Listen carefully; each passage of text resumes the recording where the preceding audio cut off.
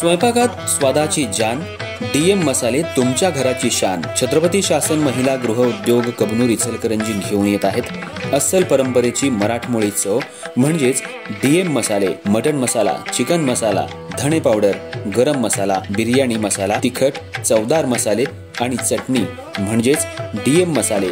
तर आजच आपल्या जेवणाची रंगत वाढवण्यासाठी केमिकल विरहित डीएम मसाले, गृहिणींच्या मनातले मसाले आणि चटणी अवश्य वापरा.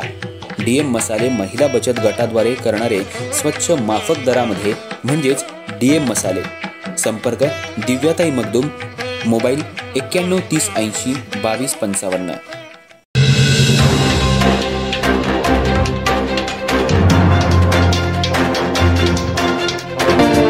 नमस्कार, मी तेजस्विनी मगदूम. एम मराठीमध्ये आपल्या सर्वांचं स्वागत आहे. पाहूया ठळक घडामोडी. इचलकरंजी विधानसभा पार्श्वभूमीवर भाजपचे प्रदेशाध्यक्ष बावनकुळे यांनी इचलकरंजी भाजपच्या कार्यकर्त्यांना माजी आमदार सुरेश हाळवणकर यांचं पुनर्वसन केलं जाईल आणि त्यांना विधान परिषदेवर घेतलं जाईल असं भर सभेमध्ये कार्यकर्त्यांना आश्वासन दिलं होतं. सुरेश हाळवणकर यांचं पुनर्वसन केलं जाईल, त्यांना वाऱ्यावर सोडलं जाणार नाही या आश्वासनावर भाजपच्या कार्यकर्त्यांनी विधानसभेची ही जागा आवाडे परिवाराला दिली होती आणि आवाडे हाळवणकर एकत्रितपणे येऊन विधानसभेची निवडणूक लढवली होती. त्याला यशही प्राप्त झालं. भाजपच्या कार्यकर्त्यांनी जीवाची बाजी लावून आमदार राहुल आवाडे यांना भरघोस मतांनी निवडून आणलं होतं. याची दखल वरिष्ठांनी घेतली नाही. माजी आमदार सुरेश हाळवणकर यांचं पुनर्वसन झालं नाही.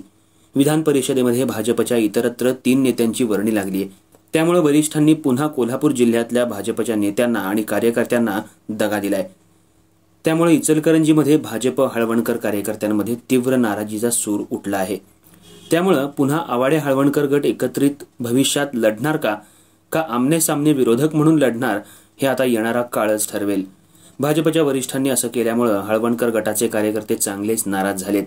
भविष्यात काही कार्यकर्ते वेगळा निर्णय घेण्याची चर्चा सध्या जोरात सुरू झाली आहे. हाळवणकर साहेबांचं पुनर्वसन करा यासाठी भाजपचे कार्यकर्ते वरिष्ठांना भेटून सुरेश हाळवणकर यांना संधी द्या, पण वरिष्ठांकडून सुरेश हाळवणकर यांना दुसरी मोठी संधी देण्याच्या हालचालींना सुरुवात झाली आहे. त्यांना राज्यपाल कोट्यातून किंवा राज्यपाल बनवण्याच्या हालचाली सध्या जोरात सुरू झाल्या आहेत.